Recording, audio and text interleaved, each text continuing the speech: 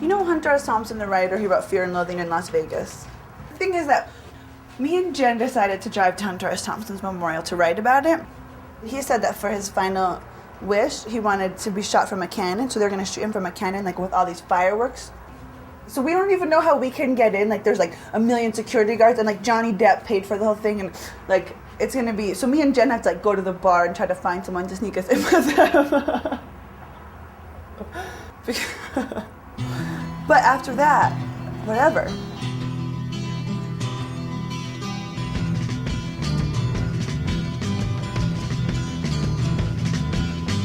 At my house I've got no shackles. You can come and look if you want to. Through the halls you'll see the mantles where the light shines dim all around you. And the streets are paved with gold. And if someone asks you, you can call my name.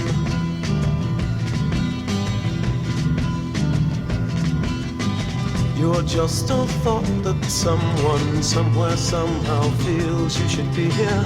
And it's so for real to touch, to smell, to feel, to know where you are here. And the streets are paved with gold. And if someone asks you... Our generation, I think we always had this fascination with the 60s. And there was that time when we were like, I wish that I was alive in the 60s because it was so cool then. Like, it seemed like this like free, cool time. So we really like consumed a lot of things from that era. Like when we were 14, like we were really into, we would listen to the music and like read books about Jim Morrison. And it seemed like they had this kind of, and then also we would read like the Beats. And so we were very interested in these people who had these counterculture lifestyles.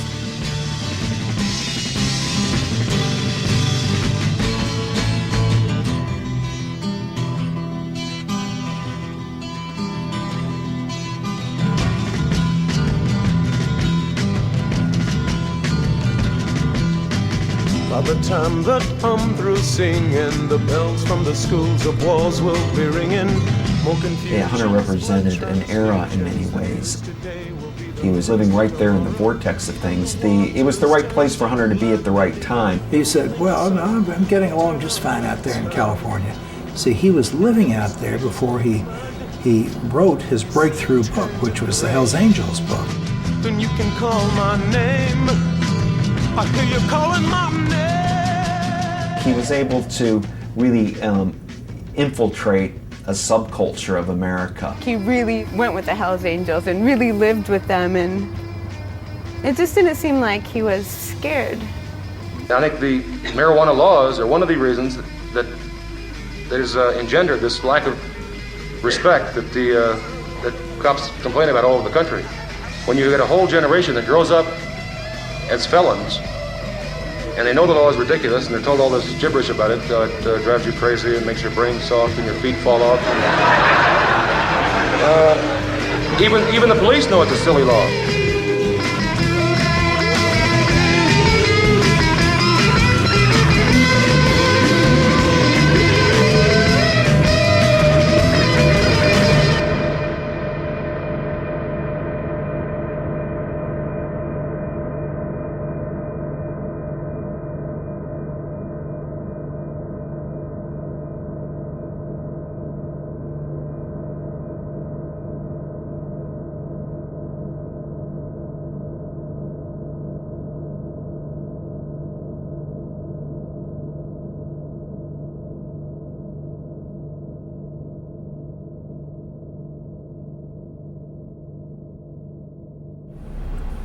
Newspapers, baby. This country is filled with them. Why are we only dealing with this small city? This small town, these small town papers aren't big enough for us. We're gonna pitch a paper a day. We haven't pitched any newspapers yet. We were pitching like online magazines because we thought they would want to read our dispatches from the road, but they don't. So then, but for a newspaper, since how many people are actually going to have like a man on the ground at Woody Creek, it's actually a really hot story for them. We have a large staff of security guards on the hilltops and on the different fences so that people can't get in there, since Bill Murray and Johnny Depp and a few other celebrity types will be there for the memorial. nothing surprises as far as what they are planning out there for Hunter Thompson and his 350 or so guests. Can you believe it? Money will buy anything. Hi, Bruce Novak. My name is Jen Bain, and I'm driving cross country from New York City to Colorado to try and get into the Hunter S. Thompson Memorial. And I'm with my writing partner, Molly Kaufman. We're a writing team. Our pieces have been in the New York Times together. We are wondering if you'd be interested in a story. Just because someone's got to tell the truth, you know, and he always did. And so he did it in his own way, of course, and it was Gonzo, and it was totally Hunter Thompson, but we're basically here to pay our respects. Hunter S. Thompson gave birth to a new form of writing, and that is Gonzo journalism. I guess Hunter had become a totem, an icon for a kind of lifestyle, a carefree lifestyle. So here we have the first Gonzo scene, so to speak, shot in porno. Oh, really, there was other Gonzo-like stuff. There was Bobby Hollander's interview type movies, which are called Gonzo. Interview movies are called Gonzo today. But doing like a fiction story, first-person point of view. He also allowed himself the license to fictionalize a few things and let his imagination run. And you had to know him pretty well to know when you were reading fiction and when you were reading fact. The definition of journalism is the pursuit of the truth, quote, in the public interest. Little Philip, in the public interest. Well, you can't pursue the truth if you're lying. So it's just not possible. That's an oxymoron. So if you're lying and doing the kinds of things that Hunter did to get information, that don't work for me, and it doesn't work for this school. But I mean, he wrote exactly how he wanted to write, and then people loved that. People appreciated that, and then people, that's what they wanted to read. They just wanted to read his crazy encounters and everything he saw and everything he thought. Okay, now I have a real treat for all you fear and culture lovers. It's time once again for Gonzo the Great. Premeditated art.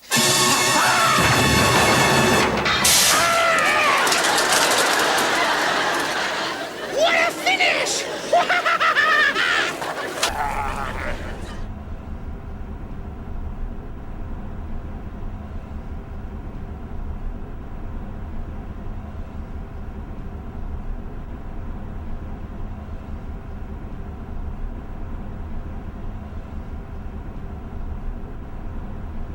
I can't call myself a writer.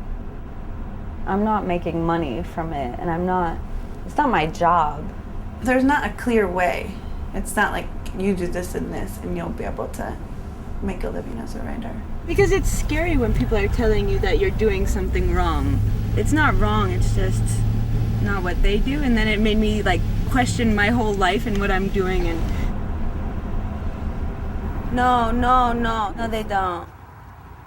If it's just there, I know some people who read attachments. No, I know, but he doesn't know who we are. No, I know. He already gets a doesn't million like trillion us. things. Fix He hates us. Fix it.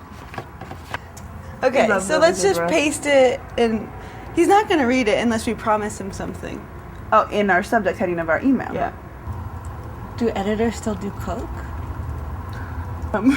We'll send you something.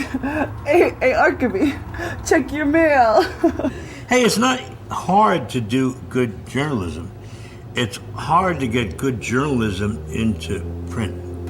And Hunter's singular accomplishment was just scaring the crap out of editors and publishers. And he needed somebody to bounce his ideas off and to be smarter than, and to win against in terms of like who knew better.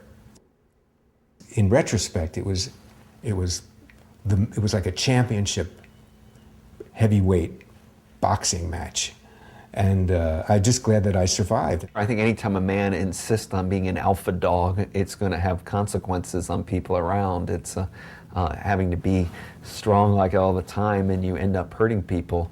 And so sure, but that just, you know, as Hunter would say, buy the ticket, take the ride. That's who he was. And it was a great honor for me to work with Hunter, to publish his work. He was the mad genius, and I saw him plenty of times go off. I mean, just go to another place. Yeah, yeah, yeah. Oh, I just popped my neck. That felt good. And he was just going crazy. And my kids, like, their eyes are like this big, like, holy shit, what's gonna happen now? Is he gonna get a gun? Because there's guns all over the place, loaded, all of them. He used to tease me a lot. He was a rabid anti-Semite, you know, and so he'd always, but he would posture as a rabid anti-Semite. I have no idea how he really felt, but he always used to refer to me as a credit to my race. And for a Jew, you're okay, you know. You rabid Jew, he'd call me that often. He walked in and started screaming at me, "You miserable son of a bitch, you fucking cocksucker." You just, you know, and as only Hunter could, and he had this giant pistol. I'm standing at the end of the bar. He points the pistol at me and pulls the trigger. It was a blanket. And the weird thing is, and I have to tell you this, at the time, I wasn't scared. I knew he wouldn't shoot me.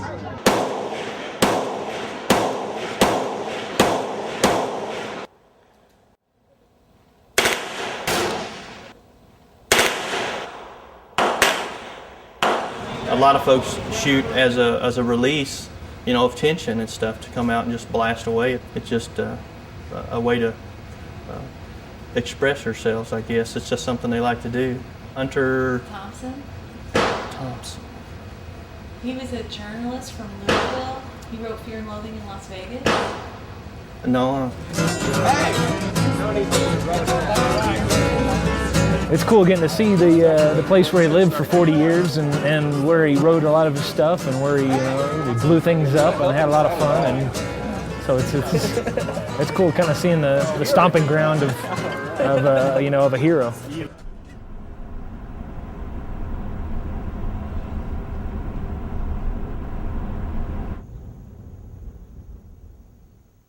Hunter grew up at 2437 Ransdell, Louisville, Kentucky. He was around the block from me. We all thought that we were extraordinary young kids, but the attraction was always Hunter. He was a leader among boys. My Hunter goes back to growing up times, and I really didn't have that much to do with him as an adult, other than appreciate his work. He would sit in the Chelsea Hotel and type out The Great Gatsby and The Sun Also Rises, just to feel. He'd tell us, I just wanted to feel the rhythm. What does it feel like to type, like to put this on paper? I think we have to do it quicker, faster paced. This sentence should just have a lot more in it. No, I know what you mean, because we want it to move. We don't want extra. I know what you're saying. Oh, I see what you're saying, that you want to emulate Hunter Thompson. Yeah, in a way. But can I just redo this? Because I feel like there's just its own style that you and I have sort of developed in a way. And I think it works really well for this. It wasn't just enough to get the sentiment out, like Kerouac would, or even to get the story out, like Steinbeck would. Hunter wanted it to be music. But there's definitely a line between Mailer and Wolfe and Hunter. And Hunter went,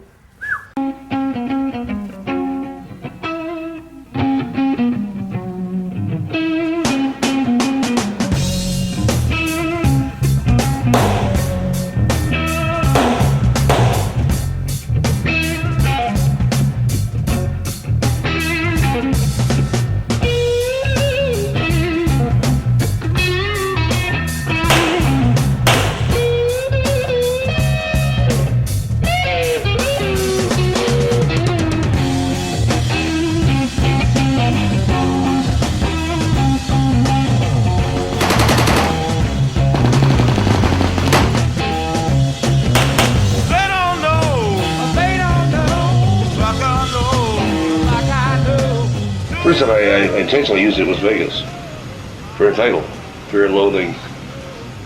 And once you get that kind of title down, once you see it on paper, there's no way you're going to change it unless you're a complete asshole. Could you tell us about your latest bout with venereal disease? I've not been troubled by venereal disease recently, and so I can't tell you about it. But I warn you against the filthy herpes. My real question is, could you give me your feelings about disco? Well, you're a smart son of a bitch.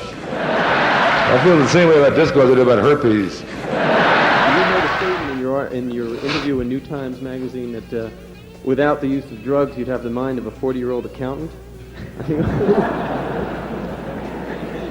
I say that? Why do you believe what you read in magazines? You must be crazy. I was asking you. I don't believe it. Oh, all right. That's why I came, to ask you. I'm just wondering if there's any substance behind, have a good time, let's all get high, I mean, that only gets us so far. I think people are looking to me for some kind of justification of what you want to do anyway. But why don't you just go ahead and do it?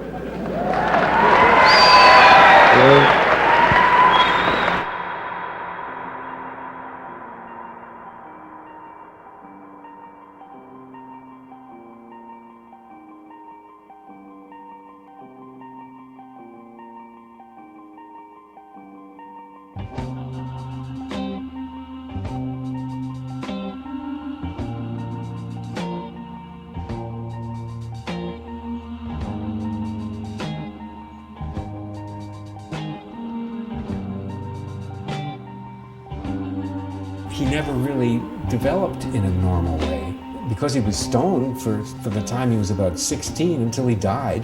He was doing the same kinds of things when he was an adult that he did when he was 17. One thing, I was standing close to him at NYU, and he asked, "Has anybody got any drugs? Bring them up here." And people just came from all directions and brought him up. And he had, his hand was full of pills. He put it in his mouth, and he had a glass of Chivas. He drank, he just chased it all down. Who knows what the hell was in there? That was proof right there. That's all I need to see. The man ain't no chicken shit. He does what he says. He does what he writes about. Who knows what life was like later in the day with him? Oh my God.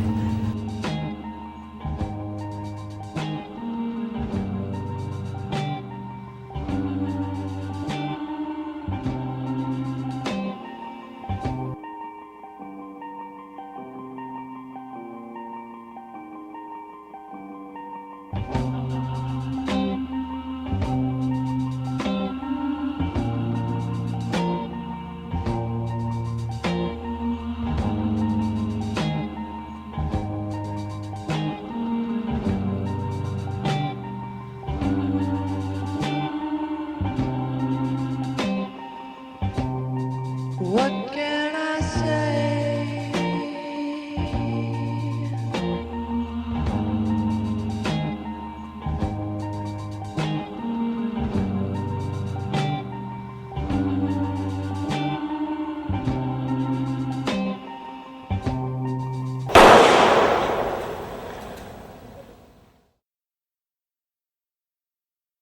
I don't believe it. I don't believe it. Day comes up. He lived life on his own terms. He wanted to die on his own terms. I respect totally the fact that he chose to take his own life. The reason I didn't think he would do it is he had a large ego, a giant narcissistic persona. He had called his wife on the phone, and then they heard the shots, and while he was on the phone with his wife and his son and grandson were in the next room, he blew his brains out. And I thought, holy cow, what a horrible thing to do to them. To them. I mean, he could have just taken an overdose and died quietly in bed. I mean, who cleaned up the walls? I mean, who went in and found him? What about the woman on the phone, his wife? I mean, talk about hostility and thoughtlessness and insensitivity. I'm terribly sorry he committed suicide. I wish I could call him up right now and tell him how much he meant to me. Here's somebody who couldn't stand Hunter, and I'm glad he's dead. Very glad. The world rid of a real son of a bitch.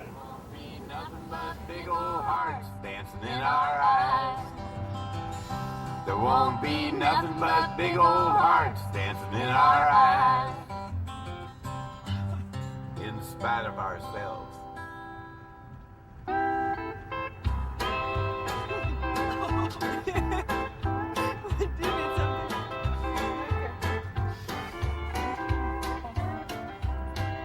When I woke up this morning, there was a note upon my door saying, don't make me no coffee, babe, cause I won't be back no more, and that's all she wrote.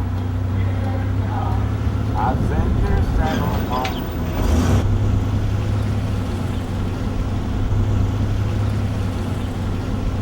Excuse me? Excuse me? We want Independence Square at the hotel. You'll be driving around. Oh no. Oh, okay. You want to come and show us? Please. There's a lot of stuff in the car that like. Where are you guys coming from? New York. Oh my gosh. New York, all right. Hello. Says hello. I think we met an angel. Just go straight. And Jean. You smell very good. I'm sorry Oh, that well, we smell very bad. This weekend, Yeah. blow his ashes out of a can. Are you gonna go? No. No one's invited. Oh.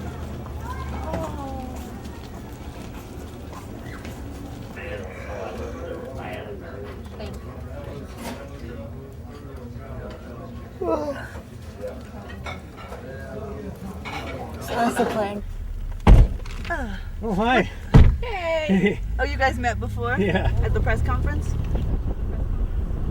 Are you going in? No. But there's a bunch of people waiting outside. Yeah, we saw You know, them. I just can't believe that they have private guards on a public road. It's fucking ridiculous. They have no right to be on this road. But what are they gonna do? They can just tell Parking. you to leave. Oh. They'd tow Well, if you left your car. No, yeah. We saw the tow trucks hidden Yeah. along the way. How many guards are here tonight? A lot of them. Keeping their eyes open for jerks and people that are carrying rucksacks that would want to blow something up, you know. I mean, you never know. Maybe it would have been an India or something, but it would have been fucking awesome. Hi, guys. Hi. Can you buy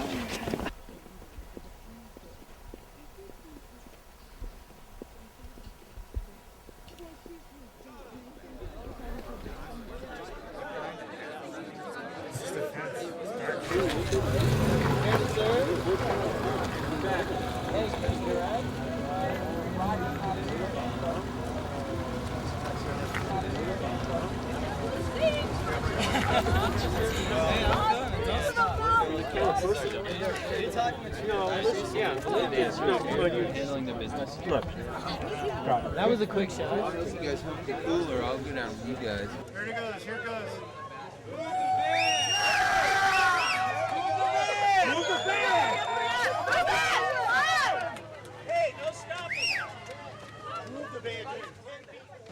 If you want to be a great writer, you hang out with a great writer. You know. So, that's what you do. And you hang out with a great writer because they leave you a note in the morning and you want to read it.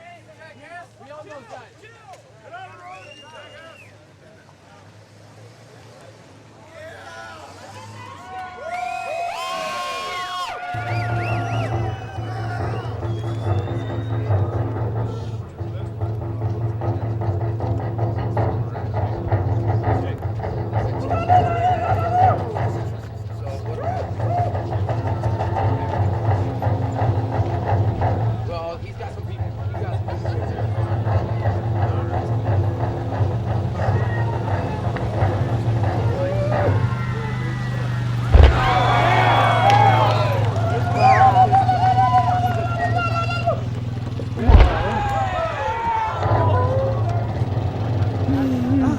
This is awesome. Holy shit. Oh. Wow. Oh.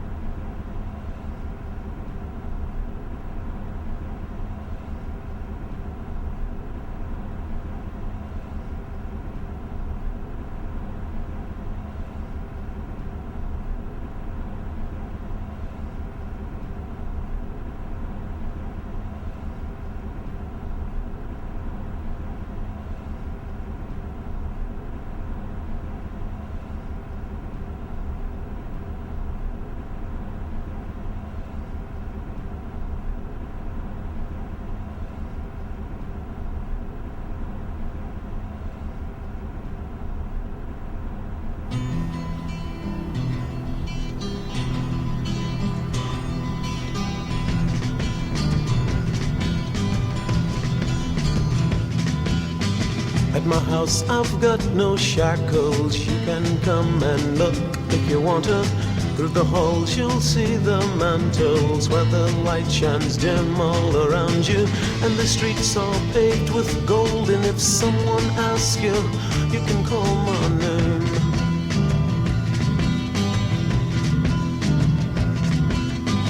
You're just a thought that someone, somewhere, somehow feels you should be here. And it's so for real to touch, to smell, to feel, to know where you are here. And the streets are paved with gold. And if someone asks you, you can call my name. You can call my name. I hear you calling my name.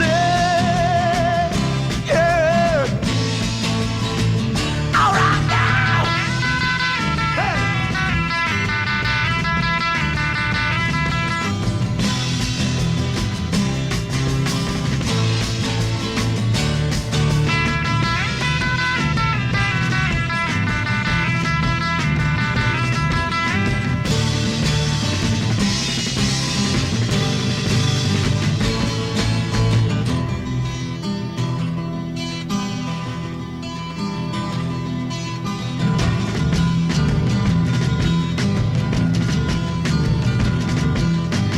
By the time that I'm through singing, the bells from the schools of walls will be ringing. More confusions, blood transfusions. The news today will be the movies for tomorrow.